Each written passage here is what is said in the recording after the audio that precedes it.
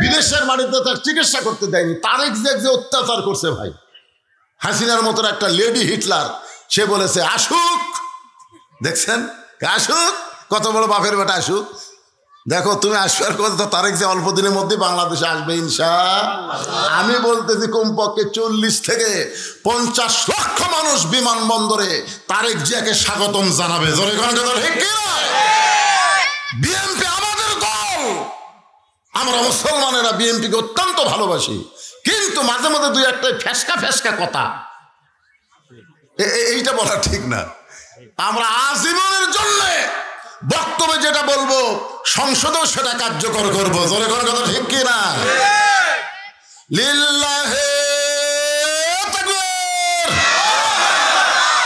আওয়ামী লীগ বাদ দেয়া খালি বিএনপি, জামাত, তাবলিগ, পীর মুরিদি, আমরা সবাই আল্লাহ আকবার বলবো। সমস্যা আছে? আছে? আচ্ছা আলহামদুলিল্লাহ। এখন আসেন সেই কথা বলতেছি। আল্লাহ বলতেছেন অনুনাজ্জিলু মিনাল কুরআনি মা হুয়া শিফাউ ওয়া রাহমাতুল লিল মুমিনিন। এই আয়াতের বাংলা অর্থ হলো সব সমস্যার সমাধান। আপনারা স্লোগান জানেন না? আমি যেই বলবো সব সমস্যার সমাধান, আপনার বলবেন দিতে পারে আল কোরআন। এই কোরআনের উপর বিশ্বাস আছে? তাহলে সবাই বলবেন সব সমস্যার সমাধান আল কোরআনের আলো। ঘর বাদ দেন তো, কিসের ঘর? আমি যে বল আল কোরআন, আপনার বলবেন সব জায়গায় যা আলো। সব জায়গার মধ্যে সংসদ আছে না নাই? হ্যাঁ, এই জন্য আল কোরআনের আলো, কোরআন হাদিস যেখানে, দুনিয়ার মুসলমান লিল্লাহে তাকবীর। এখন আসেন আলোচনায়। রাসূল বলতেছেন বাইনাল আবদি ওয়াল কুফরি তারকুস সালাত। বান্দার কাফের মধ্যে পৃথক করার জিনিসটার নামই হলো নামাজ। তাহলে আল্লাহর বান্দা হতে গেলে 1 নম্বর লাগবে নামাজ। ধরে করে 1 নম্বর কি? আরো ধরে বলেন কি? আমরা যারা পুরুষ মানুষ 5 ওয়াক্ত নামাজ আমরা মসজিদে জামাতের সঙ্গে আদায় করব। আমরা যারা পুরুষ মানুষ খালি জুমার দিনে নামাজ পড়লে হবে না, 5 ওয়াক্ত নামাজ পড়া লাগবে মসজিদে। রাসূল বলেছেন মান তারাকা সালাতু মুতাম্মিদান ফাকাত কাফারা। ইচ্ছা করে একটা ওয়াক্ত নামাজ যারা বাদ দিবে তারা অবশ্যই আল্লাহর সঙ্গে কুফরি করলো। আল্লাহর সঙ্গে কুফরি করার কোনো সুযোগ মুসলমানের, জোরে বলেন মুসলমানের, লা সালাতা লা ঈমানা, যার নামাজ নাই তার ঈমান নাই। লা সালাতা লা দীনা, যার নামাজ নাই তার কোনো ধর্ম নাই। আর এই নামাজটা পড়লে হবে না, এই নামাজটা কায়েম করার কথা কে বলেছে? আর নামাজ কায়েম করবে কে? কোনো মৌলানার ওয়াজ দেওয়া হবে না। নামাজ কায়েম করতে গেলে ভালো মানুষগুলোকে ক্ষমতা পাঠাতে হবে। ভালো মানুষ 300 জন আমাদের বাংলাদেশের লাগবে, যাদেরকে আমরা সংসদে পাঠাবো। আর সংসদে গিয়ে তারা নামাজকে কায়েম আকারে বিল পাস করবে। ধরে কোন ঠিক কিনা? ওই মমতাজের মতন গায়িকাকে আমরা সংসদে আর পাঠাবো, ফেরদৌসের মতন নায়ককে আমরা পাঠাবো না। সংসদে যারা যাবে 300 জন ভালো মানুষকে আমরা সংসদে পাঠাবো। 1 নম্বর কারণ হলো নামাজকে কায়েমের বিল পাস করা লাগবে। আমাদের ছেলেগুলো যদি নামাজ পড়ে, তাহলে আল্লাহ কোরআনে বলেছেন ইন্নাস সালাতা তানহা আনিল ফাহশাই ওয়াল মুনকার। একমাত্র নামাজই পারে মানুষকে যাবতীয় খারাপি থেকে বাঁচায় দিতে। আমাদের ছেলেগুলোর হাতে যে মোবাইল আছে রে ভাই, এরা ঘরের দরজা বন্ধ করে দিলে, জানলা বন্ধ করে দিলে, যখন রাত 11টা বাজে মনে করে বাপ মা ঘুমাইছে, এখন ইউটিউবে অশ্লীল ভিডিও দেখতেছে। এরকম ছেলে আছে না নাই? কিন্তু ওই ছেলে যদি 5 ওয়াক্ত নামাজ পড়ে, ওই অশ্লীল ভিডিও আর দেখতে পারবে না। ঘোষণা করেছেন কে? মোবাইল থাকতে পারে কিন্তু খারাপ কিছু তারা গ্রহণ করবে না। আমরা মুরব্বী মানুষ তো ভালো হবেই। আমি তো আগে আপনাদের শোনাইছি, যখন হবে চামড়া ঢিল আল্লাহর সাথে দিবে মিল। বুড়া হলে ভালো হবার ছেলে হবে না। সারা জীবন ঘুষের চাকরি করছে, এখন চাকরি যখন চলে গেছে তখন তওবা করতেছে, চাকরি শেষ, এখন তওবা করতেছে, আল্লাহ আমি আর জীবনে ঘুষ খাবো না, আল্লাহ আমি আর জীবনে ঘুষ খাবো না। আর 2 কান্তে 2 ফেরেশতাকে আল্লাহ এই শয়তানের গালতকে একটা চড় বসাবো। যতদিন ঘুষের চাকরি করছে ততদিন তওবা করেনি, এখন চাকরি গেছে আর তওবা করতেছে। এখন তার ঘুষের চাকরি নেই, খাবি কোত্থেকে? যখন চামড়া ঢিল হচ্ছে যখন 5 ওয়াক্ত নামাজ মসজিদে ধরছে রুকু সেজদা ঠিক মতো আর করবার পারে না, দুই একজন সিয়ারলে মসজিদে আসে, জোরে কোন কথা ঠিক কিনা? একের মসজিদের মধ্যে সিয়ার ঢুকলে ওই মসজিদের কমিটিকে আল্লাহ বানবি, ওই কমিটি এই তুই কেমন কমিটি রে?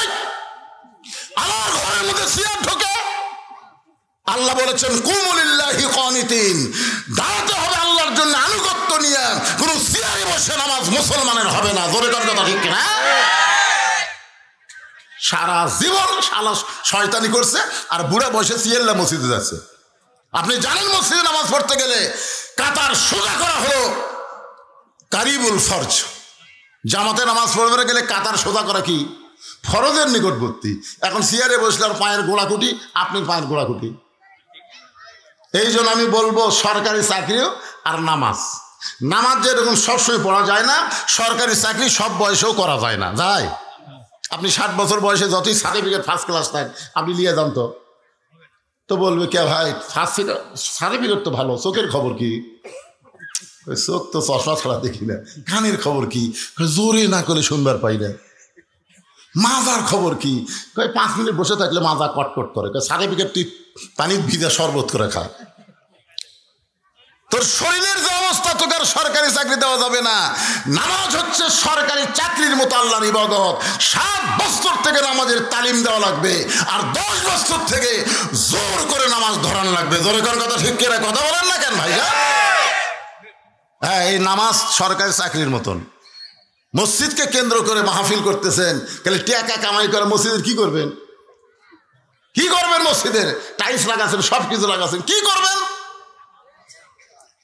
মসজিদকে সুন্দর করতে গেলে মসজিদের টাকা কালেকশন না, মসজিদের মুসল্লি কালেকশন করা লাগবে। জোরে কোন কথা ঠিক কিনা? হয়তো বলবেন হুজুর আমরা জুমার নামাজ পড়ি।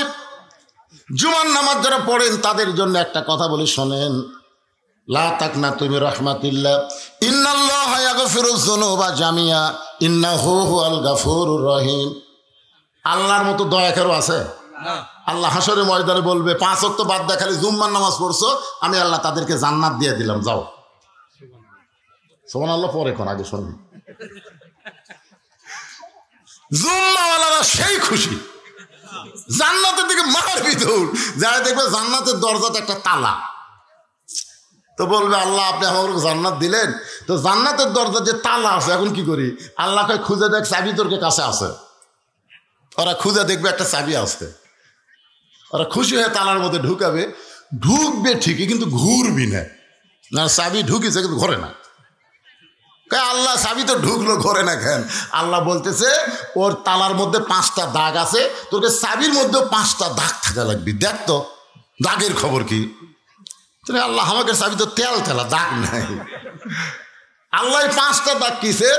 আল্লাহ বলবে 5টা দাগ হলো 5 ওয়াক্ত নামাজ। তো তোরা জান্নাত দেখছিস, এখন ফেরত নাই। জুম্মা পার্টিরা খালি জান্নাত দেখবার পারবি, ঢুকবার পারবি না। জান্নাতে ঢুকবার গেলে 5 ওয়াক্ত নামাজ লাগবে।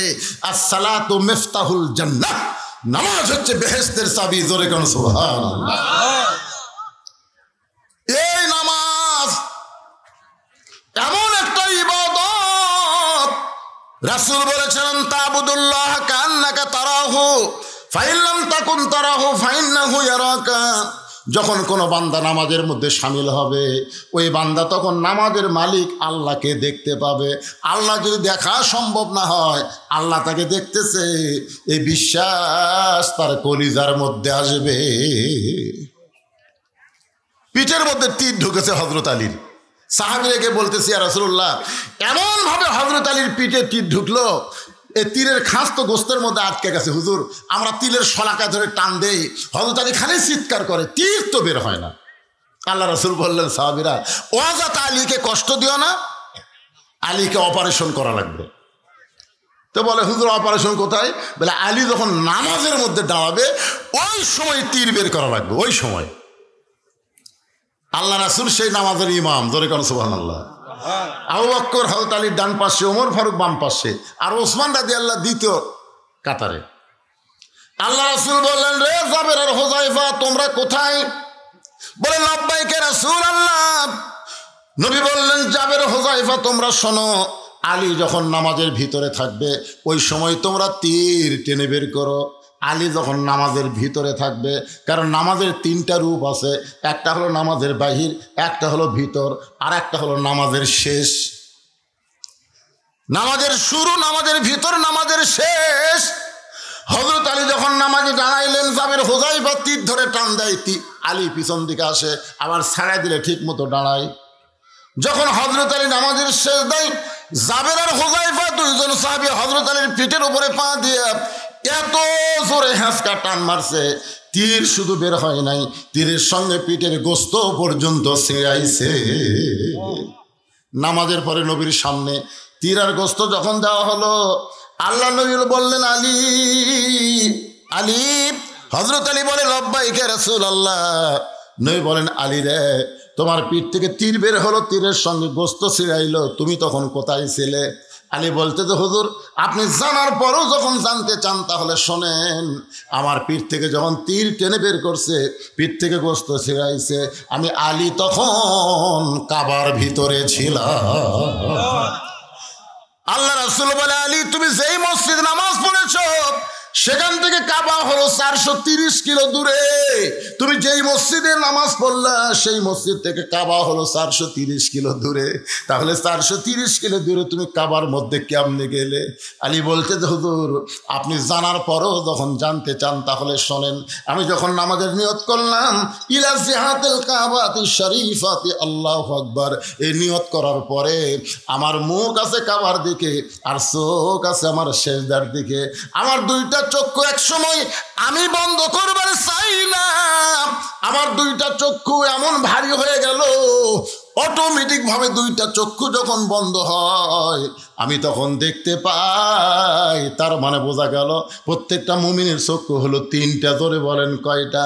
দুইটা চক্ষু যখন বন্ধ হয় আমি তখন দেখতে পাই যেই জায়গায় সেজদা দিব ওই জায়গায় আল্লাহর কাবা ঘর এসে দাঁড়িয়ে গেছে। আমার চোখ দিয়ে দর দর করে পানি পড়তেছে। নামাজের মালিক আল্লাহ ডাকতে বলে, আলী, বাতিলের বিরুদ্ধে লড়াই করতে গিয়ে পিঠের মধ্যে তীর ঢুকে গেছে, ওই তীর টাইনাও বের করতে পারেনি। আলী রে, এত কষ্টের পরেও আমি আল্লাহকে হাজার নাদের বিশ্বাস করে তুমি নামাজের মধ্যে দাঁড়াইছ, তোমার নামাজের সাইজ দেখে আমি এত দূরের কাবা শেষ দায় হাজির করে দিলাম, এরপরেও তুমি কেন কাঁদতেছ? আলী বলতেছে, আল্লাহ, আমি কাবার জন্য নামাজ পড়ি না, আমি কাবার মালিকের নামাজ পড়ি। ফালিয়াবুদু রব্ব হাযাল বাইত আল্লাযী আত'আমাহুম মিন জু'ইন ওয়া আমানাহুম মিন খাউফ। আমি কাবার মালিকের কুদরতি পায়ে সেজদা দিবার চাই। সঙ্গে সঙ্গে আল্লাহ ডাকে, আলী রে, আয় আয় আয় আয়। আলী কান্দের বলে, নবী গো, আমি যখন আল্লাহর রহমতের কোলে ছিলাম ওই সময় আমার তীর টেনে বের করেছে, গোস্ত ছিঁড়াইছে, ওই সময় যদি আমাকে 7টা টুকরা করতো নবী, আমি আলী কিছুই বুঝতাম না। এরই নাম হলো নামাজ। এই জন্যই বলা হয়েছে আসসালাতু মেরাজুল মুমিনিন, নামাজ হচ্ছে মুমিনদের মেরাজ। কেউ যদি একবার নামাজ ধরে গোটা দুনিয়া তাকে দিবার চান আর বলেন এক ওয়াক্ত নামাজ বাদ দে, ও জীবনে নামাজ বাদ দেবে না, গোটা দুনিয়া বাদ দেবে, এক ওয়াক্ত নামাজ বাদ দেবে না। জোরে কোন কথা ঠিক কি না? পুরুষ মানুষের জন্য আল্লাহর বান্দা হবার গেলে 1 নম্বর ইবাদতের নাম হলো নামাজ। আর আমার মা বোনেরা যারা পর্দায় আছেন এদের জন্য 1 নম্বর কিন্তু নামাজ না। মায়েরা চিন্তা করতেছে তাহলে আমাদের 1 নম্বর কি? ও মা, আজকে আপনাদের এই ধর্মপুরা এসে দেখলাম আপনাদের তেমন পর্দা নাই, পর্দা খুবই দুর্বল। কি মায়েরা মনে করতেছে হুজুরের সাথে কথা বলে কোনো পাপ নাই, হুজুরের সাথে কথা বলে কোনো পাপ নাই। হযরত ইয়াসসার রাদিয়াল্লাহু যখন ইসলাম গ্রহণ করলো, বাড়িতে যখন ইয়াসসার গেছে, উম্মে সুমাইয়া বলতেছে, আপনাকে সকালবেলা দেখলাম খুব সুন্দর না, কিন্তু এখন দেখতেছি অতীব সুন্দর, আপনার চেহারা দিয়ে মনে হয় কি যেন আলো প্রকাশ পাচ্ছে। ইয়াসসার বলতেছে, বিবি রে, একজন নবী আইছে দুনিয়াতে, আমি তার হাতে হাত দিয়ে ইমান গ্রহণ করছি, আমার বিশ্বাস ইমানের নূর আমার চেহারা দিয়ে প্রকাশ পাচ্ছে। উম্মে সময় কয় হুজুর তাহলে আমিও, স্বামী বলতে স্বামী গো আমিও তাহলে ইমান গ্রহণ করব, আমিও নবীর হাতে হাত দিয়ে কলমা পড়বো। ইয়াসার দৌড়ে এসে বলতেছি ইয়া রাসূলুল্লাহ আমার বউটা আপনার হাতে হাত দিয়ে কলমা পড়তে চায়। নবী কিছুক্ষণ চিন্তা করলেন, আমি তো আল্লাহর নবী, আমার হাতে হাত দিয়ে কলমা পড়লে কিন্তু সমস্যা নাই, কিন্তু লাকাদ কানা লাকুম ফি রাসূলিল্লাহি উসওয়াতুন হাসানা, এই আয়াতটি থেকে খেয়াল করো কবি, নবী যদি মেয়ে মানুষের হাতে হাত দিয়ে কলমা পড়ার পারে তাহলে আমরা মেয়ে মানুষকে ধরে মুরিদ করবো পারবো না কে? বুঝলেন? এই যদি নবী বলল না বাল্লিগু আন্নি ওয়ালাউ আয়া, তুমি যে কলমা গ্রহণ করছো এই কলমা তোমার বউকে শোনাও, আমি নবীর কাছে তোমার বউরে আসার কথা দরকার নাই। ইয়াসার বলে হুজুর আপনি আল্লাহর নবী। রাসূল বলেন আমি খালি নবী না রে, আমার বউ আছে, আমার ছেলে আছে। তার মানে কি বোঝাচ্ছে হুজুরের বউ আছে না নাই? তো মেয়ে মানুষ যখন আমাকে সাথে কথা কয় মাঝে মধ্যে মিন শারিল ওয়াসওয়াসিল খান্নাস, ভিতরে শয়তান কয় তোর বউয়ের চাইতে তো এটা দেখতে ভালো রে। আপনারা কি মনে করছেন আমি হুজুর হজি তাই বলে আমার মনও হুজুর? আমি মাথার টুপি দেখি, আমার মনের মাথার টুপি আছে, কথা কর না কেন? আমার মুখের দাঁড়িয়ে আছে, আমার মনের মুখের দাঁড়িয়ে আছে। তাহলে আমি দেখলাম আপনাদের ধর্মপুরের মা বোনদের পর্দা আছে কিন্তু খুব একটা টাইট নাই, টাইট। এখন আপনারা বলেন পুরুষের 1 নম্বর যদি নামাজ হয়, নারীদের 1 নম্বর নেক আমল হলো পর্দা। আল্লাহর বান্দি হবার গেলে 1 নম্বর নেক আমলের নাম কি? আর বান্দা হবার গেলে 1 নম্বর লাগবে নামাজ, আর বান্দি হবার গেলে 1 নম্বর হচ্ছে পর্দা। আল্লাহ কোরআনে বললেন ওয়াকরনা ফি বুয়ুতিকুন্না ওয়ালা তাবাররাজনা তাবাররুজাল জাহিলিয়াতিল উলা। আল্লাহু আকবার বলে। গভীর রাত্রে খাদিজাতুল কুবরা আল্লাহ নবীর হাত ধরে কাঁদতেছে। নবী আবার ঘুম থেকে চেতন পেয়ে বলে খাদিজা কান্দার কারণ কি? বলে হুজুর যে কোনো সময় আমার মৃত্যু হবে, যে কোনো সময়। তো আমি মরে গেলে আমার খবর কি? এখন পর্যন্ত তেমন খবর তো আপনি দিলেন না। আল্লাহ রাসূল বলে খাদিজা আপনি যখন শুনতে চাচ্ছেন তাহলে শোনেন, এই দুনিয়াতে 10 জন পুরুষকে আল্লাহ জান্নাতের সার্টিফিকেট দিছে। কয়জন? খাদিজা বলে হুজুর আমি আমার কথা শুনবার চাচ্ছি আর আপনি পুরুষের কথা বলতেছেন। রাসূল বলেন খাদিজা একটু ধৈর্য ধরে শোনো। 10 জন পুরুষের 1 নম্বর হলো আবু বকর, 2 নম্বর হলো ওমর, 3 নম্বর ওসমান, 4 নম্বর আলী, 5 নম্বর আব্দুর রহমান ইবনে আওফ, 6 নম্বর জুবাইর, 7 নম্বর তালহা, 8 নম্বর সাদ ইবনে আবি ওয়াক্কাস, 9 নম্বর আবু সাইদ, আর 10 নম্বর হলো ওবাদা ইবনুল জাররাহ। সব সাহাবীরাই জান্নাত পাবে, কিন্তু এই 10 জন দুনিয়াতেই জান্নাতের সার্টিফিকেট পাচ্ছে। ধরে কেন সুবহানাল্লাহ। আল্লাহ রাসূল বলে খাদিজা 10 জন পুরুষকে আল্লাহ জান্নাতের সার্টিফিকেট দিয়েছে, 10 জন নারীকেও আল্লাহ জান্নাতের সার্টিফিকেট দিয়েছে। খাদিজা বলে হুজুর তাহলে 10 জন নারীর মধ্যে আমার নাম আছে? আল্লাহ রাসূল বলে খাদিজা কি যে কন, পুরুষের মধ্যে 1 নম্বর হলো আবু বকর, আর নারীদের মধ্যে 1 নম্বর হলো খাদিজাতুল কুবরা। খাদিজা নবীর কপালে চুমা দেখায়, এই কথা আপনি একদিন কননি। খাদিজা নবীর কাছ থেকে সরে যায়, খুব খুশি। আল্লাহ আল্লাহ তুমি আমাকে 1 নম্বরের মধ্যে রাখছো। আল্লাহ পুরুষের 1 নম্বর আবু বকর, নারীদের 1 নম্বর খাদিজা। আল্লাহ রাসূল বললেন খাদিজা নারীদের মধ্যে আপনি যদি 1 নম্বর হন তাহলে নারীদের মধ্যে 2 নম্বর কার নাম হলে ভালো হয়? পুরুষের মধ্যে 2 নম্বর হলো ওমর, পুরুষের মধ্যে 2 নম্বর কে? তাহলে নারীদের মধ্যে 2 নম্বর কার নাম হলে ভালো হয়? খাদিজা বলতেছে ইয়া রাসূলুল্লাহ নারীদের মধ্যে 2 নম্বর আমার কলিজার টুকরা ফাতেমার নাম থাকলে ভালো হয়। নারীদের মধ্যে 2 নম্বর কার নাম? আপনার মনোযোগ দিয়ে শুনতেছেন? ফাতেমার নাম থাকলে ভালো হয়। রাসূল বললেন খাদিজা আল্লাহ আপনাকে 4টা মেয়ে দিছে। কয়টা? রোকেয়া, জয়নাব, কুলসুমা আর ফাতেমা। তো অন্য 3টা মেয়ের কথা না কয়ে আপনি ফাতেমার কথা বললেন কেন? খাদিজা বলতেছে হুজুর আপনি তো নবী বাবা, আপনি তো বাবা, আপনি কি বুঝবেন? কোন সন্তান কেমন এইটা বোঝে তার মা। ধরে কোন কে বোঝে? কথা কয় না কেন? বাবায় আনন্দে মাতিয়া সাগরে ভাসাইয়া সেই যে চইলা যায় খবর লয় না, মাজন ধরে আয়ু ধরে কতই কষ্ট করে 10 মাস পরে পায় প্রসবের বেদনা, এমন দরদি ভবে কেউ হবে না আমার মা, মা গো। আপনারা বলেন তো, বাচ্চা যখন পেটে আসে তখন মায়ের কি মাসিক বেড়া থাকে না বন্ধ হয়? কেরে মরদগুলো আপনারা জানেন না, যারা বিয়ে করেনি তাকেও বলতেছি না, যারা বিয়ে করছেন মাঝে মধ্যে বউ বলেন আজকে রেড সিগন্যাল, খবরদার। আমরা বিয়ে করছি, আমরা জানি ভাই। আপনারা বলেন যে বাচ্চা পেটে আসার সাথে সাথে মায়ের মাসিক ব্যায়াম বন্ধ করে দেয়। প্রত্যেক মাসে 3 দিন 5 দিন 7 দিন মেয়েদের একটা অসুখ হয়। এই অসুখ হলে নামাজ পড়াও যাবে না, রোজা করাও যাবে না, কোরআন শরীফও স্পর্শ করা যাবে না। জোরে করে কথা ঠিক কিনা? কিন্তু যেই মাত্র বাচ্চা আসে অসুখ আল্লাহ বন্ধ করে দেওয়ার কারণ হলো পেটে বাচ্চা থাকা অবস্থায় মার যেন কোনো ইবাদতের কমতি না হয়। কারণ মায়ের ইবাদতের সাথে আল্লাহ পেটের বাচ্চার একটা সম্পর্ক করে দেয়। ধরে কেন সুবহানাল্লাহ। পেটে বাচ্চা নিয়ে মা রুকুর থেকে সেজদাত গেছে, ফেরেশতা বলতেছে আল্লাহ দেখো তোমার বান্দি পেটে বাচ্চা নিয়ে রুকুর থেকে সেজদাত গেল, সেজদার মধ্যে বাচ্চাদের পেটের মধ্যে একটা চাপ খেলো। আল্লাহ কয় তোরা থাকি থাক। যেই মা পেটে বাচ্চা নিয়ে নামাজ পড়তেছে, এই মা শুধু একা নামাজ পড়তেছে না, পেটের বাচ্চাকেও মা নামাজি বানাই দিচ্ছে। ধরে কেন সুবহানাল্লাহ।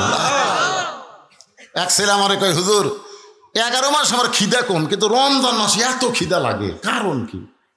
তাই আমি বললাম তোর মা বাসে আছে? কয় আছে। মায়ের কাছে যা। মা কেমনি বুঝ আর যাস না কেন? ও মার কাছে জিজ্ঞাসা করছে মা 11 মাস আমার খিদা কম, রোজার মাসে এত খিদা কেন? বলে তোর দাদি, তোর দাদি সর্বনাশ করছে। তুই রমজান মাসে আমার পেটে ছিলি, তোর দাদি কইছে বৌমা রোজা খবরদার থাকবে না, রোজা থাকলে পেটের বাচ্চা শুকায় যাবি, খালি তুই কি তাজা রাখার জন্য রমজান মাসে আমি খাসি রে, আমিও খাসি তুইও খাসু, রোজার মধ্যে তোর খাওয়ার অভ্যাস আছে। মা পেটে বাচ্চা নিয়ে যদি গোটা পাড়া ঘরে, ওই বাচ্চা দুনিয়াতে এসে কোরআনের মাহফিলে বসবার পারবি না, খালি বেড়ে বেড়ে ঘুরবি। জোরে কোন কথা ঠিক কি না? এই জন্য একজন নেপোলিয়ান বলেছে ভালো একটা বাচ্চা যদি চাও, ভালো একটা বাপের দরকার। জোরে বলেন কিসের দরকার? মায়ের পায়ের তলে সন্তানের জান্নাত। ও মা, বাবার পায়ের তলে সন্তানের জান্নাত না দিয়া মায়ের পায়ের তলে সন্তানের জান্নাত কেন দিল মা? আপনার কেমন জাতি একটু শোনার দরকার আছে না নাই? রাসূল বললেন খাদিজা ফাতেমা তো জান্নাতি নয়, ফাতেমা তো জান্নাতি নয়। খাদিজা বলে রাসূলুল্লাহ ফাতেমা যদি জান্নাতি না হয় তাহলে ফাতেমার খবর কি? রাসূল বললেন ফাতেমা হলো জান্নাতি নারীদের নেত্রী। খাদিজা বলছে তো হুজুর এই গভীর রাত্রে কেউ জানে না, খালি আমি আর আপনি পাল্টা দেন তো। রাসূলকে কি পাল্টাবো? বলে আমাকে আপনি জান্নাতি নারীদের নেত্রী কন, আর ফাতেমা 1 নম্বর জান্নাতি কন। ফাতেমা হবে 1 নম্বর জান্নাতি, আর খাদিজা হলো জান্নাতি নারীদের নেত্রী। আল্লাহ রাসূল বললেন আপনার তো মা আর মেয়ে, অসুবিধা কি? খাদিজা বলতে হুজুর আপনি বুঝবেন না, মেয়ে মানুষ সবসময় উপরে থাকবার চায়। কোথায় থাকবার চায়? মেয়ে মানুষ কিন্তু নিচে পড়বার চায় না ভাই, বিশ্বাস করেন। এরা যে কি হলো, বউ শাশুড়ির যুদ্ধ আমরা শুনছি, কিন্তু শ্বশুর জামাইয়ের যুদ্ধ আমরা কোনোদিনও শুনিনি। জোরে কোন কথা ঠিক কিনা? আপনার কোন তো শ্বশুর জামাইয়ের যুদ্ধ আছে, কিন্তু বউ শাশুড়ির যুদ্ধ আছে। বিয়ে করার পরে ওই বাড়ির নেত্রী কে হবি, শাশুড়ি থাকবি না বেটার বউ হবি, এই নিয়ে কিন্তু প্রতিযোগিতা হয়। জোরে কোন কথা ঠিক কিনা? দেখবেন আপনার বউ এসে আপনার কাছে গুনগুন করে বলবি আপনার মা ভালো না, আপনার মা ভালো না। মানে আমার কাছে সবসময় আমার বউ খালি মায়ের বিরুদ্ধে কয় আপনার মা ভালো না, আর আমার বাপের কাছে যায় আমার মাও কয় তোমার বেটার বউ ভালো না। কোনোদিন আমি কই না, আমার বাপও কয় না, কয় শালা আমার মাও না আমার বউ। জোরে করে কথা ঠিক কিনা? কথা বল না কেন বাবা, আসল গুমর ফাঁস করে দিচ্ছে, আপনার বুঝবেন না। কারণ মার মেয়ের মধ্যেও শত্রুতা আছে। আমার বড় মেয়ে তরকারি পাক করে দিয়ে আমার সামনে ঘুর ঘুর করে ঘুরতেছে। আমি কইলাম মা বাংলাদেশে বহু মাছের তরকারি খাইছি মা, তোর হাতের মতন এত স্বাদ কোথাও খাইনি। সঙ্গে সঙ্গে আর এক টুকরা দিয়েছে, আব্বু খাও আব্বু। আমি তাকে দেখি ওর মাও খালি টেপা মাছের মতন মুখ করে আছে। কে গো তোমার কি হলো? এখন তাকে মেয়ের বাড়িতে পার হয়ে যান, মেয়েই খালি পারে, আমি তাই পারি। আই রে আই, মেয়ের প্রশ্নটা করলে মা রাগ করে, এটা কেমন মা কেমন নারী, চিন্তা করে দেখেন। যেই বলতে যে খাদিজা ইয়া রাসূলুল্লাহ আমি হব জান্নাতি নারীদের নেত্রী, আর ফাতেমাকে আপনি 1 নম্বর জান্নাতে ঘোষণা করেন। রাসূল বললেন, খাদিজা আমি হলাম বন্টনকারী, দেওয়ার মালিক হলো আল্লাহ। আপনারা বলেন তো দেওয়ার মালিককে?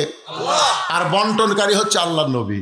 আমি শুধু আপনাদের দুইজনকে জানাই দিলাম আসলে দেওয়ার মালিক আল্লাহ। সঙ্গে সঙ্গে খাদিজা বলে, রাসূলুল্লাহ কোন আমলের কারণে আমার ফাতেমাকে আল্লাহ খাতুনে জান্নাত ডিগ্রি দিল, এটা যতক্ষণ আপনি না বলবেন আপনার হাত আমি ছাড়ব না। আমার মায়েরা যারা পর্দার অন্তরে বসে আছেন, মা আপনাদের জন্য ওয়াজ হচ্ছে। মা খাদিজা নবীর হাত ধরে বললেন, কোন আমলের কারণে ফাতেমাকে আল্লাহ খাতুনে জান্নাত ডিগ্রি দিল, যতক্ষণ পর্যন্ত না বলবেন আমি আপনার হাত ছাড়ের সঙ্গে আল্লাহ নবী বললেন, খাদিজা আপনার চোখের সাইজ, মুখের সাইজ, নাকের সাইজ, এই যে আপনার একটা সাইজ, এটা দুনিয়ার কত পুরুষ বলতে পারে আপনি কি হিসাব করে জানেন? খাদিজা বলে, রাসূলুল্লাহ 40 বছর বয়সে আপনার সঙ্গে আমার বিয়ে হলো। ওই সময় মক্কার সবচাইতে ধনী রমণী ছিলাম। অনেক ব্যবসা বাণিজ্য করার কারণে হাজার হাজার পুরুষের সঙ্গে আমার দেখা সাক্ষাৎ হয়েছে। আমার নাকের সাইজ কেমন, আমার চোখের সাইজ কেমন, আমার গায়ের রং কেমন, এটা দুনিয়ার বহু পুরুষ বলতে পারে। রাসূল বলে, খাদিজা দুনিয়ার বহু পুরুষ আপনাকে চিনে, আপনার চেহারার কথা বলতে পারে। এখন বলেন তো আপনার পেটের মেয়ে ফাতেমাকে দুনিয়ার কত পুরুষ বলতে পারে? ফাতেমার নাকের সাইজ কেমন, ফাতেমার গায়ের রং কেমন, ফাতেমার মুখের সাইজ কেমন, এটা দুনিয়ার কত পুরুষ বলতে পারে? খাদিজা বলে, পর্দানিশী আমার ফাতেমা পর্দানিশী। আমি মা হয়ে বলতেছি, আমার ফাতেমা যখন জন্ম নিছে আমি খাদিজা তাকায় দেখি ফাতেমা তার 2টা হাত দিয়া তার নিজের ইজ্জত পর্যন্ত ঢেকে রাখছে। আমি খাদিজা ফাতেমার ইজ্জত মা হয়েও কোনোদিন দেখতে পারিনি। আল্লাহ রাসূল বলে, খাদিজা ফাতেমা শুধু শিশু অবস্থায় পর্দার মধ্যে জন্ম হয়নি, এই ফাতেমা পর্দার মধ্যে বড় হবে। আবার গভীর রাত্রে দুনিয়া থেকে পর্দার ভিতরে ফাতেমা দুনিয়া থেকে বিদায় নেবে। যে রাত্রে ফাতেমা দুনিয়া থেকে বিদায় নেবে, আমার মায়েরা যারা আছে একটু মনোযোগ দিয়ে শোনেন। গভীর রাত্রে হযরত আলীকে বুকের মধ্যে নিয়ে ফাতেমা ছোট বাচ্চার মতন কাঁদতেছে। আলী বলে, ফাতেমা কি হলো আপনার, এমন করে আপনি কেন কাঁদতেছেন, কি হয়েছে আপনি বলেন? ফাতেমা বলে, স্বামী গো, আল্লাহ তাআলা আমার দোয়া কবুল করেছে, আল্লাহ আমার দোয়া কবুল করেছে। আলী বলতেছে, দোয়া কবুল হলো আনন্দের লক্ষণ। কি এমন দোয়া করলেন যে দোয়া আল্লাহ কবুল করলো, আপনি কাঁদতেছেন? ফাতেমা বলে, স্বামী আমি সব সময় আল্লাহকে বলেছি, আল্লাহ ফাতেমার মৃত্যুটা পর্দার মধ্যে দিও, আল্লাহ তাআলা আমার পর্দার মধ্যে মৃত্যু দিবে, এই দোয়াটা আল্লাহ আমার কবুল করেছে। আলী মুসকি মুসকি হাসে আর কয়, পাগলি নাকি? যে সারা জীবন পর্দার মধ্যে ছিল সে তো পর্দার মধ্যেই মারা যাবে। যারা পর্দা মানে না তারাই পর্দার মধ্যে মরতেছে। জোরে কোন কথা ঠিক কিনা? আপনার বলেন তো, আপনাকে এলাকায় কোনো মেয়ে মানুষ মারা গেলে কয় কাপড়? কথা কয় না। আমার এলাকায় একটা মেয়ে মানুষ ভোটর দাঁড়াতে, বুঝলেন? ভোটর যে মরদ মানুষ পাচ্ছে দৌড়ে যায়, তবে হাতটা ধরে এমনি একটা ইয়ে করে দেখে, হাত ধরে, ভাই একটা ভোট দেওয়াই লাগবে ভাই, মানে যাকি পাই তারই হাত দিয়ে বুকত যায়। আমি চিন্তা করলাম, এই মেয়ে তো ভোটের জন্যই এত নিচে নামিছে, তো এক বলে তো আমার কাম হবে না, যাওয়া লাগবে ওর স্বামীর কাছে। একটা ইয়ে দেন তো, ওর স্বামীর কাছে আমি যা বললাম, ভাই আপনার বউ যদি হঠাৎ মারা যায় কয় কাপড় দেবেন? স্বামী করছে, হুজুর আপনি আলেম হয়ে প্রশ্ন করলেন কেমনি? মেয়ে মানুষ মারা গেলে তো 5 কাপড়ই। আমি বললাম, যে হারে পুরুষের কাছে পর পুরুষের কাছে ভোট চাচ্ছে, ওর 5 কাপড় 50 কাপড় দিলেও তো কাম হবে না। আপনার বলেন পর্দা কখন, মরার পরে না মরার আগে? মরার আগে না মরার পরে? মরার পরে 5 কাপড় দিয়ে খাটনির যখন মেয়ের লাশ লাগছে, লাশটা পর্যন্ত চাদর দিয়ে ঢাকছে। সবাই বলতেছে মেয়ে মানুষের লাশ দেখাও হারাম, মেয়ে মানুষের জেতা দেখা যায়, তো লাশ দেখা হারাম বলতেছেন, জেতা দেখা অবস্থা বলেননি কেন? একে চাদর দিয়ে ঢেকে রাখছে।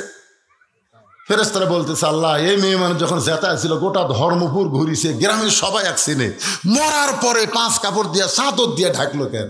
আল্লাহ বলতেছে, দেশের নাম বাংলাদেশ রে, ওই দেশের মেয়েরা বাঁচতে মানে না রে, মরার পরে মানে। আপনারা বলেন তো ভাই, বুড়ি মানুষ বোরকা গাও দেখুন লাভ আছে? এই ছেলেরা কথা কও তো, একটা বুড়ির দিকে আমার মতন বুড়াও তাকায় না, বুড়ির দিকেও তাকায়। সেই বুড়ি বোরকা পরছে আর যুবতী পরিমণির মতন হাই হিল পরে কিলকিল করতেছে, অন্যটা আবার গলার মাফলা বানা এরকম মাঝখান দিয়ে থসে। একটা বুড়া মানুষ পর্যন্ত চোখ টেরা করে বারবার তাকায়। আমার ওয়াজের মধ্যে আছে 50 বছর আমের গাছের গোড়ার বেড়া যদি কেউ দেয়, একজন বলে বেড়া কেন দিচ্ছেন? বলে গরু ছাগল যদি খায় ভাই সতর্ক থাকা ভালো। কেন 50 বছর আমের গাছের দিকে গরু ছাগল ঘৃণা করে তাকাবি না রে। বেড়া যদি দিবার চাও যে লখ লকা পাতা বাড়াচ্ছে ওই ছোট গাছত বেড়া দাও। বুড়ির গায়ে বোরকা দিয়ে লাভ নাই, যুবতীর গায়ে পর্দা করা লাগবে। যখন ঠিক করে বলে আজকে বুড়ি বোরকা পরে মরা লাগবি ভাই, কে যুবতী মরবি না? আমার মায়েরা মনোযোগ দিয়ে শোনেন। হযরত আলী বলে ফাতেমা সারা জীবন পর্দা করেছো, আল্লাহ তোমার পর্দার মধ্যে মৃত্যু দিবে কবুল করেছে, আনন্দ করে খুশি হও। ফাতেমা বলে স্বামী গো আমার দোয়া আল্লাহ কবুল করেছে, কবে আমার মৃত্যু হবে সেইটাকে শুনবেন না? আলী বলে ফাতেমা মরার খবর দুনিয়ার কেউ বলতে পারে না। ফাতেমা বলতেছে আল্লাহ পাক আমাকে জানাইছে আজকে গভীর রাত্রে ফাতেমার মৃত্যু হবে। আল্লাহ পাক আমাকে জানাইছে গভীর রাত্রে ফাতেমার মৃত্যু হবে। যেই মাত্র বলেছে গভীর রাত্রে ফাতেমার মৃত্যু হবে, গাছের গোলা কাটলে গাছটা যেমন ঠাস করে পড়ে যায়, হযরত আলী তেমনি পড়ে গেলেন ঘরের মাজায়। মা ফাতেমা মুস্কি মুস্কি হাসতেছে। মুস্কি মুস্কি যিনি গভীর রাত্রে মৃত্যুবরণ করবে তিনি হাসতেছে। তার মানে বোঝা গেল আল্লাহ রাহে যাদের জীবন যাবে তাদের মৃত্যু কোনো কষ্টের কারণ না। আবু সাইদের মৃত্যু কষ্ট হয়নি। জোরে কোন কথা ঠিক কি না? আপনার ভিডিও দেখেননি? আমি তো ভিডিও দেখি আর অ্যানালাইসিস করি, চিন্তা করি কে রে মার গুলি করলো, একটা গুলিতে আমরা কি বলতাম? ও মারে বাবারে মরে গেলাম রে। জোরে কোন কথা ঠিক কিনা? আপনার বলুন তো আবু সাইদের মুখ এরকম কোন শব্দ আছে? সিনা টান করে ডাড়া আছে। আরে শোনা যায়নি কিন্তু তো দেখাও বোঝা যায় রে পাগলারা, দেখে বোঝা যায় না? খালি শোনাই লাগবি সব, শোনা যায়নি। কোন দল রে? ওই কি মাজা কাজ করছে না এরকম খাড়া আছে, আবার একটা গুলি করছে, আবার একটা গুলি করছে, তারপরেও ওই জায়গা ছাড়েনি। তৃতীয় যখন গুলি করছে তখন একবার খালি এইভাবে হাত দিছিল, এইভাবে হাত দিছিল। হাত দেওয়া দেখে দুই ছেলে দৌড়ে সব ধরলো, ধরার পরে ছেলেটা পড়লো। তার মানে কি বুঝলেন? হাসিনার বিরুদ্ধে সর্বপ্রথম বাংলাদেশে জীবন দিয়ে বাতিলকে হটানোর আন্দোলন আবু সাইদ গোল্ডেন A+ পাইছে। জোরে খান কথা ঠিক কথা বলে। আজকে আমাদের গ্রামের এক ছেলে হয়েছে সম্পর্কে আমার চাহতো ভাই আমাকে হুজুর ছেলেটার নাম রাখ, ভালো নাম কর। আমি বললাম ছেলের নাম হলো আবু সাইদ। ওর বাপও খুশি মাও খুশি আলহামদুলিল্লাহ। আমাদের পাড়াতে আরো 2টা ছেলে আছে, ওই বজলুসের নাম থোছে আবু সাইদ, ওর আবার আমার তার না শুনে আবু সাইদ করে থোছে। এ পর্যন্ত 3টা আবু সাইদ আমার গ্রামত জন্ম নিচ্ছে। আমার এক খালা সম্পর্কে তার এক মেয়ের মেয়ে হয়েছে, আমার কয় বাবা হুজুর একটা ভালো নাম দেও তো, আমার নাতনির একটা ভালো নাম। তা আমি বললাম খালা ভালো নাম হলো শেখ হাসিনা। যে কষি ভাই 30 সেকেন্ড মোবাইলে কোনো কথা নাই, আমিও কথা কই না, খালাও কথা কয় না। 30 সেকেন্ড পর বলতেছে আমি পেলাম খালা এত খেপা খেপছেন, আমি একটা ভালো নাম চালাম আর তুই খুনি হাসিনার নাম করি। আমি কইলাম আল্লাহ রে, হাসিনার প্রতি মানুষ এত ঘৃণা। 100 বছর কোন মেয়ে মানুষের নাম কেউ হাসিনা ভুল করেও রাখবি না। তোর কথা কর না, কি বুঝতেছে? গভীর রাত্রে যেই ফাতেমা মৃত্যুবরণ করবে সেই ফাতেমা মুসকি মুসকি হাসতেছে। স্বামীর মাথাখানা উরাতের উপরে নিয়ে কপালে একটা চুমা দিয়ে বলে স্বামী গো এমন করে আপনি কাঁদবেন না, কারণ আসলে যাইতে হবে। পয়লা যাবেন? ভারতত পয়লা থাকেন, মনে আজরাইল যাবি না নাকি? সবাই আমি যেই বলবো আসলে আপনারা একটা জবান খুলে বিশ্বাস নিয়ে বলবেন আসলে যাইতে হবে। আপনারা বলবেন যাইতে হবে, আসলে কুড়ি যাবেন কি লিয়া? কিন্তু যেদিন ডাক পড়িবে কবর মাঝে যাইতে, জোগাড় কিছু করছো বন্ধু তার মাঝে বিছাইতে। আমার সঙ্গে যারা পারেন তারা কর, দেখেন মনটা একটু নরম হবে ভাইজান। ডানে কবর বামে কবর, ডানে কবর বামে কবর, নিচে কবর আছে যে, উপর দিকে চাইয়া দেখো বাঁশের ছাউনি দিছে কে, ডাক দিয়াছেন দয়াল আমারে, রইব না আর বেশি দিন তোদের মাজারে। চলতে পথে 2 দিন, ধরে কোন কয়দিন, থামিলাম যাবার কালে একজন আরো দেখা না পাইলাম, ও আমার সাদের মালা যায় রে ছিঁড়ে, রইব না আর বেশি দিন তোদের মাজারে। ফাতেমা বলে স্বামী গো, এমন করে আপনি কাঁদবেন না, কারণ আসলে যাইতে হবে, এই দুনিয়া থাকার জায়গা না, এই দুনিয়া থেকে আমাদের সবাইকে যাইতে হবে। আল্লাহ বলেছেন ইয়া আইয়ুহাল্লাযীনা আমানু তাকুল্লাহা হাক্কা তুকাতিহি ওয়া লা তামুতুন্না ইল্লা ওয়া আনতুম মুসলিমুন। ওগো স্বামী, আমি মরে যাওয়ার পর আমার 3টা চাওয়া আপনাকে পুরা করা লাগবে।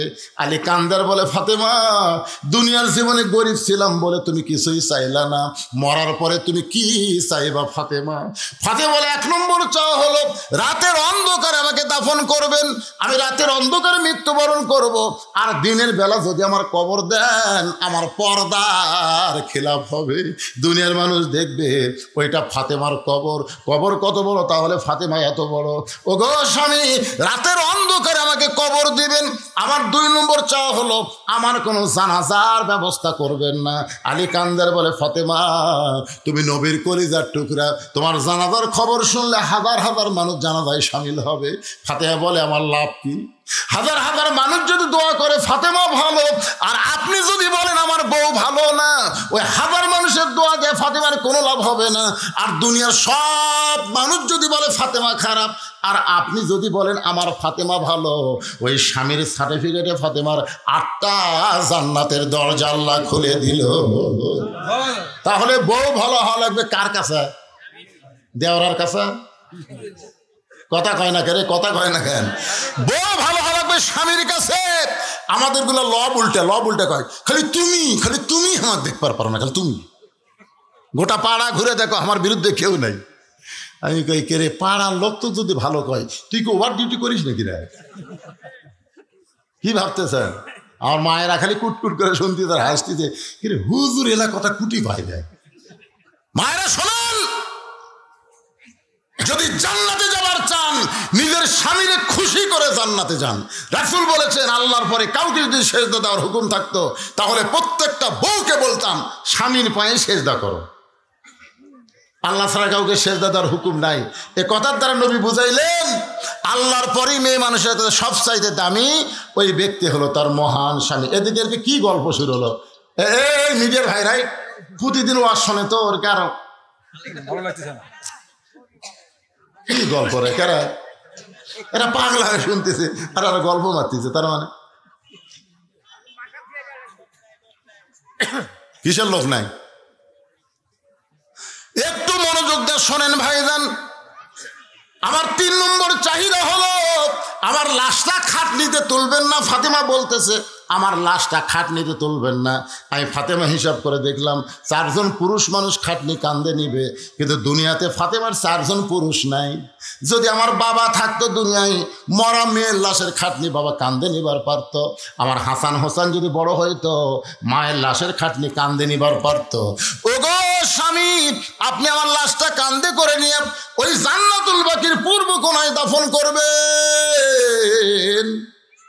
আপনি যদি আমার কবর খুঁড়তে কষ্ট হয়, তাহলে আপনার একান্ত বন্ধুকে বলবেন সে যেন গোপনে আমার কবর খনন করে দেয়। হযরত আবু যর গিফারির কাছে গেল। আবু যর গিফারি কবর খনন করতে গিয়ে 3টা কথা বলেছিল।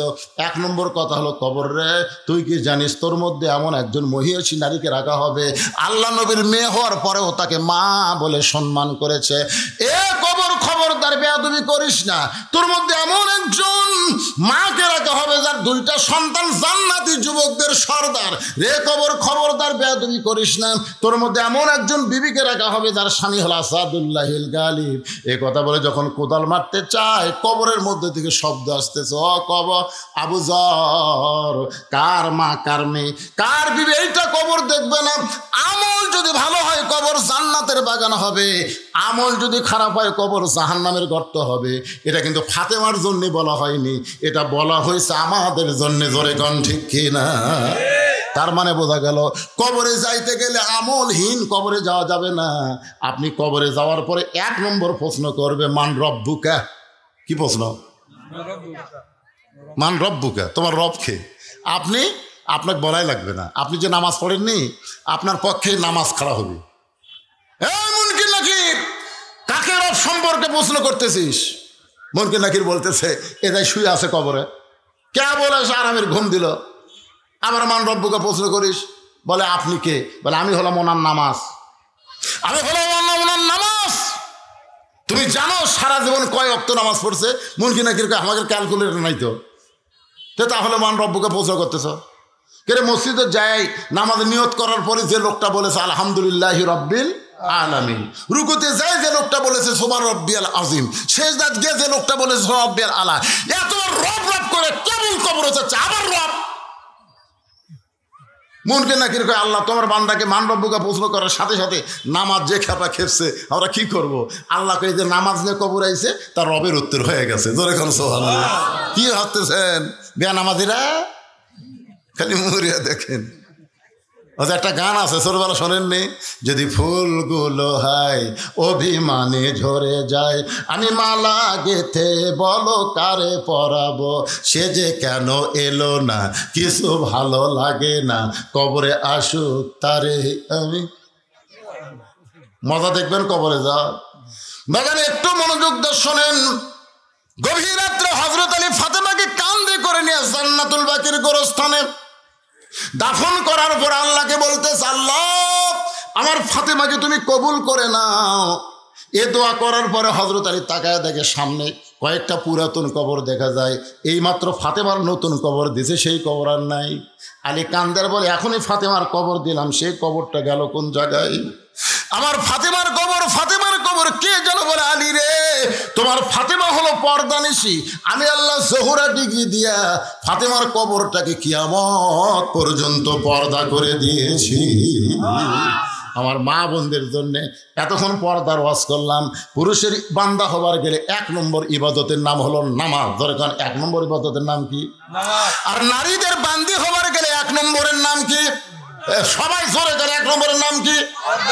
আর পুরুষের 1 নম্বরের নাম কি? ফাদখুলি ফি ইবাদি ওয়াদখুলি জান্নাতি। এই মসজিদকে লক্ষ্য করে ইনারা মাহফিল করছে। আমি আপনাদের কাছে একটু রুমাল গামছা পাঠাবো।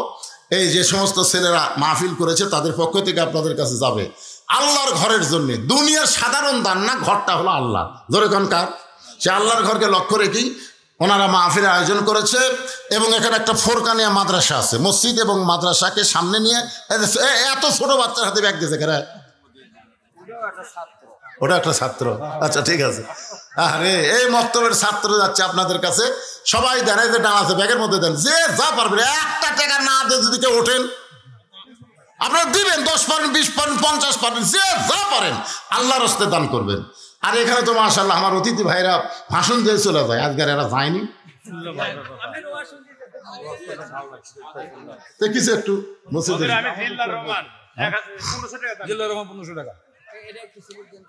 অতিথিদের এখানে শরম না দেয় ভালো। আপনার ঘরত জানতো খাইয়ে দিয়ে টাকা দেন, অসুবিধা আছে? দিয়েছে বাপের বেটার কাম করছে রে আগে সারছে। আচ্ছা মাশাআল্লাহ। আহারে বাবা মারা গেছে, বাবার রুহের মাগফিরাতে মসজিদে 500 টাকা দান করে দোয়া চায়, আল্লাহ বাবার কবরকে জান্নাতের টুকরা বানায় দেন। আচ্ছা ঠিক আছে, এই 1500 কে দিল, 1500 কে দিল জিল্লা রহমান 1500 টাকা দান করছে। আল্লাহ দানকে কবুল করেন, আল্লাহুম্মা আমিন। আল্লাহ একজন মুরব্বী তোমার ঘরের জন্য 200 টাকা দান করছে, আল্লাহ দান কবুল করেন, আল্লাহুম্মা আমিন। বাবার জন্য দোয়া চায়, আল্লাহ একজন পাগল 500 টাকা দান করছে, আল্লাহ দানকে কবুল করেন। আল্লাহ নেক নিয়ত নেক আশা পরে আল্লাহ। এই মা বোনদের কাছে মহিলারা আদায় করবে না পুরুষেরা করবে? মা বোনদের কাছে আচ্ছা মহিলারা আছে মাশাআল্লাহ। আমার মায়ের আজকে অনেক দান করবে, আজকে দেখা যাবে কার টাকা বেশি হয়, পুরুষের টাকা না নারীদের টাকা। যাবি কে আদায় করলে এরকম একটা হবি, সব যদি আপনি ধরেন তাহলে। হ্যাঁ লিল্লাহ আকবার। মাহফুজার রহমান একজন রুগী মানুষ, হাটের রুগী।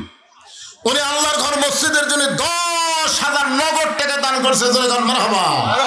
আমরা সবাই একটু সংক্ষিপ্ত হাত তুলি বাবা। আল্লাহুম্মা আমিন। আল্লাহ তোমার রুগী বান্দা হাটের রুগী, আল্লাহ তোমার ঘর মসজিদ 10,000 টাকা দান করেছে। আল্লাহ এই দানের ওসিলায় তাকে পুরোপুরি সুস্থতা দান করো।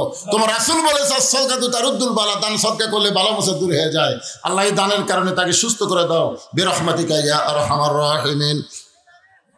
আল্লাহর আরেকজন বান্দা নাম হলো বান্দি। বান্দি দেখছেন, বান্দার সাথে আবার বান্দি চলে গেছে। মোসাম্মদ ফেরদাউসি 7,000 টাকা নগদ। জোরে কান মারহাবা। মাহবুবুর রহমান বান্দা আর ফেরদৌসি বান্দি। দেখেন আলহামদুলিল্লাহ একজন 500 টাকা দান করেছে। আল্লাহর একজন বান্দা 500 টাকা দান করছে। আল্লাহ কবুল কর, আল্লাহুম্মা আমিন। মাহবুবুর রহমান উনি দিয়েছেন 3,000 টাকা নগদ। এই মোট 20,000 টাকার একটা স্লিপ পাওয়া গেছে, সব টাকাই নগদ। আলহামদুলিল্লাহ, আল্লাহ তাদের এই দানকে কবুল করেন। যে নিয়তে তারা দান করছে আল্লাহ নেক নিয়ত নিয়ে আসে আল্লাহ আপনি কবুল করেন। কবুল করো, কবুল করো মোদের কামনা। এই ব্যাগগুলো সব ট্রেজার জমা দাও বাবা, যেগুলো ব্যাগ আদায় হয়েছে সব জমা দেন। আর আপনারা আল্লাহর ঘর মসজিদের জন্য যদি নগদ না পারেন, বাকি ধান দেন, আলু দেন, যে যেটা আবাদ করবেন সেখান থেকে আল্লাহর ঘরে আপনারা দান করবেন। আল্লাহর ঘরে শুধু খেয়াল করবেন ঘরটা হলো আল্লাহ। রাসূল বলেছেন যে আল্লাহর ঘরকে তৈরি করে দেয়, আল্লাহ তাকে জান্নাতে একটা ঘর বানায়। সবাই জিকির করে লা ইলাহা ইল্লাল্লাহ, লা ইলাহা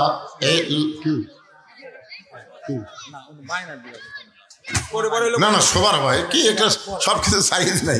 লা ইলাহা জিকির করেন আল্লাহর জিকির। ভাই এ ফাঁকা ফাঁকা বন্ধুদের সবাই আসেন তো, সামনে আসেন। বাকি কথাগুলো বলেই আমি আপনাদের নিয়ে দোয়া করবো। সবাই সামনে আসেন, যারা গেছে চলে যাক, অসুবিধা নেই। চিটা পাতান থাকে না রে পাগলা, ধপ তো চেয়ারা তো ধানের মতোই। তাই বলে কি বাতাস দিলে থাকে? কথা কন বাতাস দিলে থাকে? তো তাহলে আদায় মানে একটা বাতাস দেওয়া, বোঝেন না? এখান থেকে চিটা পাতান আমরা সাফ করে দিলাম। এখন যে কয়টা আছি চাউল আলা দানাদার ধান, এই জন্য সবাই সামনে আসেন। পাতান গেছে, পাতান গেছে, এখন আমরা দানাদার ধান। সবাই সামনে আসেন, ফাঁকা ফাঁকা বন্ধ করে। সিরাজুল ইসলাম 500 টাকা দান করেছে। আল্লাহ সিরাজুলের দানকে আল্লাহ আপনি কবুল করেন। সভাপতি 5,000 টাকা দান করলো। সহ সভাপতি আলহাজ আসিরউদ্দিন 5,000 টাকা করে বলেন মারহাবা। সহ সভাপতি 5,000 দেয়, সভাপতি কত দিবি এটা আন্দাজ করাই যাচ্ছে। কি গান 10,000 টাকা সভাপতি সাহেব 10,000। এই তো বুঝা গেছে, ডবল হয়ে গেছে। আলহাজ মোফাজ্জল হোসেন পরামানিক 10,000 টাকা করে বলেন মারহাবা। আচ্ছা আপনাকে প্রধান অতিথি কি দিছে? প্রধান অতিথি কি দিছিল? ব্যাগগুলির ভিতর সে কোয়া লাগবে। প্রধান অতিথি কি দিছে? কোন হুজুরের কাছে কে রে পাগলা? প্রধান অতিথিরা কি দিল? বেশি অতিথিরা ভাষণ দিল, তারা কি দিল? এরা খালি ওখানে আবেগের আবার আছে, ওটা আমরা এখন না না সবগুলো চাচ্ছি না তো, সবগুলো জানবার চাচ্ছি। তাই এই জনগণ প্রধান অতিথিটা খালি জানবার চায়, জনগণ ঠিক কিনা? এরা সরকার এখনো হবার পারছে পারে নাই। সরকার না হয়ে যদি এরা দান করে, সরকারি ক্ষমতার যখন যাবি তখন তো বুঝতেছেন 10 গুণ বেশি হবে। এরা তো আওয়ামী লীগের মতন মারা খাবি না ভাই। হায় হায় হায়।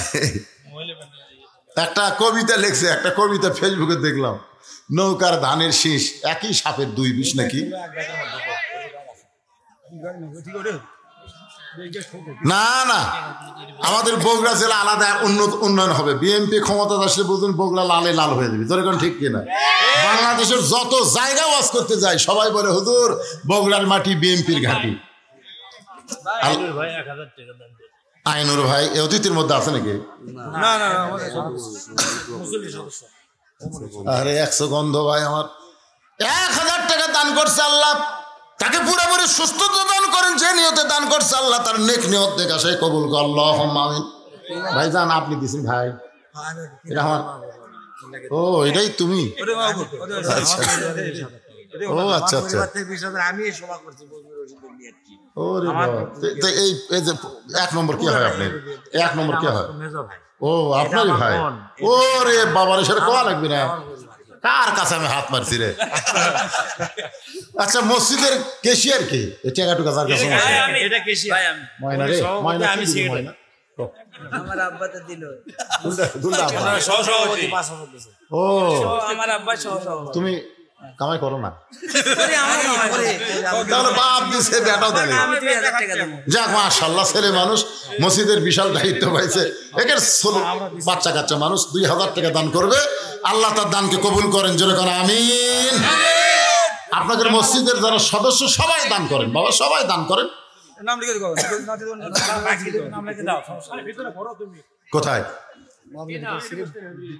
বাকি দেন। হ্যাঁ বাকি দিবে তো আলু দিবে ধান দিবে ভিতরে যাওয়া লাগবে যাও ভিতরে যাও তো স্লিপ আমি যান। দিই 1000 টাকা আমিরউদ্দিন 1000 টাকা দান করবে আল্লাহ আমিরউদ্দিন দানকে আল্লাহ আপনি কবুল করুন আল্লাহুম্মা আমিন আচ্ছা আপনাদের মধ্যে এমন কোন আল্লাহর বান্দা রয়েছে যে হুজুর মসজিদের জন্য আমি 1 মণ আলু বাজেট করলাম 1 মণ আলু আগামী বছর কিন্তু আলুর এত দাম থাকবে না যে আলু আমাদের এলাকার যে জিল্লার রহমান সেখানে আলু লাগাছে মাশাআল্লাহ জিল্লা রহমান 1 মণ আলু করবে দেন আলুর মধ্যে বরকত দিবেন ঘুগরি পোকা যেন না ধরে তেল তেল আলু হয় বেশি দামে যেন বিক্রি হয় সবাই কোন আমিন শহীদুল ইসলাম 1 মণ আলু ধরে কোন মারহাবা এই দেখেন 2 মণ হয়ে গেছে আপনাদের মধ্যে কেউ না এরা সব বাইরের লোক না এই গ্রামের লোক না কি নাম বাজান আব্দুর রশিদ 1 মণ আলু আপনার নাম আব্দুর রশিদ আমার বড় ভাইয়ের নাম আব্দুর রশিদ আমার বড় ভাইয়ের নামে নাম 1 মণ আলু করছে দেন আল্লাহ কবুল করেন এটা কি নাম আমিরউদ্দিন 1000 টাকা দান করেছে আমিরউদ্দিনের দানকে আল্লাহ আপনি কবুল করেন আল্লাহুম্মা আমিন ফজলা রহমান 2000 টাকা দান করছে আল্লাহ ফজলা রহমানের দানকে আল্লাহ আপনি কবুল করেন কবুল করো মোদের কামনা দানকারীকে দিবেন জান্নাত আল্লাহ নিরাশ করবেন না দোয়া করদম বাদার গাহে ইলাহি হায়াত দৌলত ইলমে দারাজি লা ইলাহা মাইকের মধ্যে কি আদায় হলো আমি তো ব্যাগটা দেখার দরকার ছিল ওই যে ব্যাগগুলো এলাকার মধ্যে মাইকের ওই সেটা কি আঞ্চলিক সেটা এই মাইকেরটা আবার সাইড দে আউট হবে নাকি রে মহিলা ব্যাগ লেসো মহিলাকে ব্যাগ লেসো দেখো আজকে পর্দার উপরে ফাতেমার জীবনী যে ওয়াজ করলাম মায়েরা তো খুশি হয়ে টাকা দেওয়ার কথা হ্যাঁ কেবারে জাইদুর কি দিল 200 কি 200 টাকা তো টাকাও লেখিনি আলু লেখিনি যাই হোক ও গরিব হোক আপনার 5000 টাকার চাইতে গরিবের 200 টাকা অনেক দাম নাকি কোন ভাই কারণ গরিব মানুষ দিয়ে তো ইসলামের এত জোয়ার ভাই রে হ্যাঁ মসজিদের কোনো কাম বাকি আছে আমাদের কাম মানে ওই যে বেতন দেওয়া লাগে সরকারি মাদ্রাসায় 50 জন ছাত্র 50 জন ছাত্র আর প্রতি মাসে একজনকে কোরআন শোনায় মাশাআল্লাহ প্রতি মাসে একজন খায়রুকুম মান তাআল্লামাল কুরআনা ওয়া আল্লামা প্রতি মাসে একজন ওই ব্যক্তির চাইতে উত্তম জ্ঞানী সম্মানী কোনো ব্যক্তি নেই যে ব্যক্তি কোরআন শিখেছে এবং অপরকে কোরআনের শিক্ষা দেয় ময়না কার থেকে নিয়ে আসলো রে মেয়ে মানুষ মাশাআল্লাহ যাই হোক বুড়ো মানুষ কোরআন শিখেছে ওই মসজিদে ওই আলহামদুলিল্লাহ আপনারা এই ফরকানিয়া মাদ্রাসাকে কিয়ামত পর্যন্ত চালু রাখার চেষ্টা করবেন যদি মাহফিল আদায় না হয় আপনারা বাড়ি বাড়ি থেকে চাঁদা আদায় করে মাদ্রাসা চালাবেন কি রাজি আছেন এরা ধর্মপুরের লোক না কোন দলের লোক রে সাইদুর রহমান 1000 চক্রামপুরের সাইদুর রহমান 1000 টাকা দান করেছে আল্লাহ তার দানকে এখানে ঢালার কথা কি কছে রে বা ব্যাগত করে থুয়ে দিবারে খোরশেদ আলম 500 টাকা দান করেছে আল্লাহ দান কবুল করেন আবু কাসেম 500 টাকা দান করেছে আবু কাসিমের দান আল্লাহ আপনি কবুল করেন আল্লাহুম্মা আমিন